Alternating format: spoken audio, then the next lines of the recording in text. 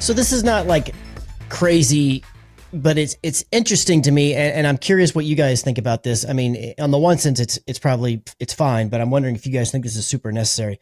So on January 11th, Best Buy Canada had posted a listing, kind of seemingly like maybe accidentally, for a DualSense version 2, which on the surface it just basically looks like the exact same thing that we've all come to know and love if you've played with a DualSense or on a PlayStation 5.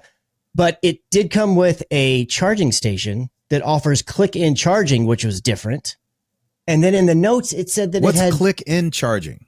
I don't know exactly because I didn't get to see a picture of it. I didn't. Sounds a little bit more secure, maybe. Yeah, maybe, and maybe it's one of those ones where I don't know if they use the term click, and I don't know if that. But you know how they had that little stand that you could get where you could click in two of them. Or I don't know if they clicked, but you could set them both on there and they would both charge. I'm wondering if it's that. That's what I have. Yeah, I'm wondering, do they do like a click motion or is it just it sits It's not really a click. It's just kind of like settles down in there. You know? Well, then that may not be it. I really don't know for sure because none of these articles had a picture of it anymore. But it's the thing that was the most interesting is it said that it has 12-hour battery life compared to the 6 that it comes with. So yeah, that was going to be my question because I know that my situation's a little bit different, but whether it was a PlayStation 3, PlayStation 4, PlayStation 5 now, I play here at my desk. I play with a controller, and the minute that it starts to get low, I've got another one that's just been plugged in the whole time. I just swap them real quick. It takes not even it feels like 2 seconds. I don't ever feel like it interrupts my gameplay or any of that kinds of stuff. So I just never really had oh my gosh, this battery life is so bad. And that's how I've done it with all the consoles since the PlayStation 3. So I've never really had this sense whenever people would complain about the battery life on them. I was just like, I'm sorry, man. I just never noticed it because I just easily swap it out right there and go. Do you guys run into it? Is it a big problem? I bet Tim, it affects more just because I can sense maybe being back at a couch more frequently. Maybe that's more of an issue. Yeah. So for me, I only have one DualSense. I never got a second one. So I just have one.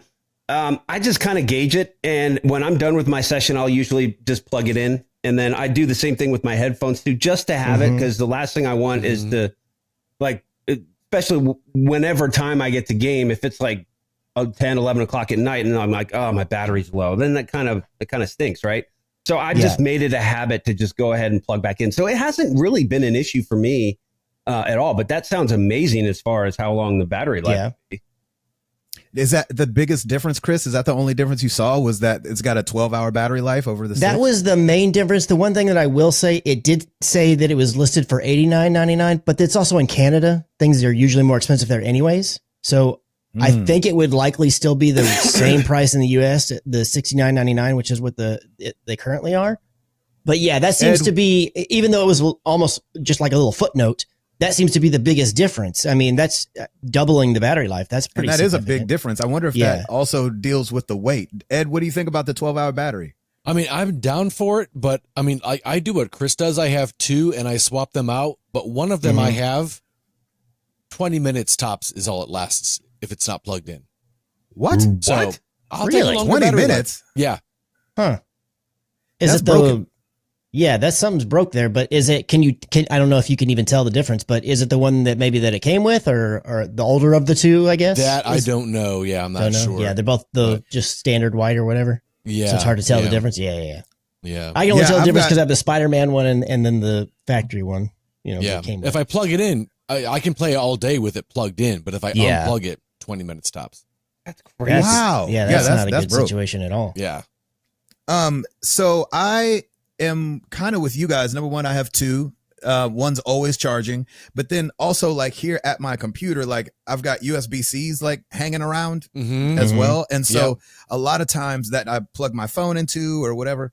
And so a lot of times if I'm sitting here and the DualShock, what I've really enjoyed about them just period is when you get a battery alert, it's usually still an hour. I feel like I still can play for forever on low battery, alert. But I just plug it in right here. And because this is just going to an outlet, and I can just continue to play.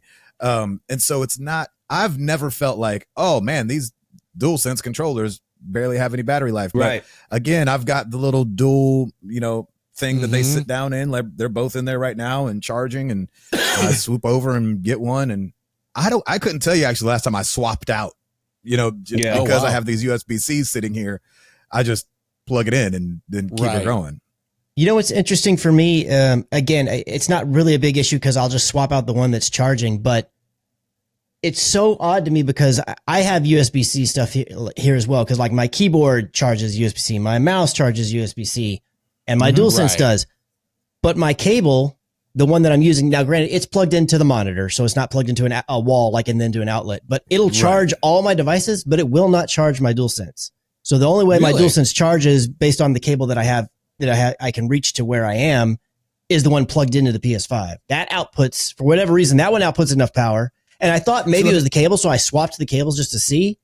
Didn't seem to make a difference. And I run into the same thing with the Switch as well. Some things that I have will charge just fine, and then others won't. Be like, but this one charges my iPad. Why will it not charge this? And then vice versa. It's the weirdest thing where I can't figure out why or some rhyme or reason. I don't know if this cable actually charges my DualSense, but it keeps it alive. So you know what I'm saying? And so I'd still go charge it on its little dock thing. Sure. Like, I unplug it and go charge it, but will it keep it alive? I guess the reason that I say that I don't think that's the case is because when I plug in the cable that I have right now to my DualSense, it'll flash real quick like it's switching to the little charge icon, and then it goes away. And then it's just the one thing. And I just assume that means it's doing nothing. Now, the counter to that is if I'm playing my Xbox, because the Xbox has it to where it's a rechargeable battery as well. But if you just plug it in, it'll just continue to work. I can plug that in. It'll charge that one. It'll give me the little icon, say it's charging and everything. But the DualSense will not do that. So interesting. I don't know why. I don't know what the difference is. Of course, again, it's not really something I run into that's an issue, but it's one of those things where I tried. I was like, well, that's weird. Why would that be the case? But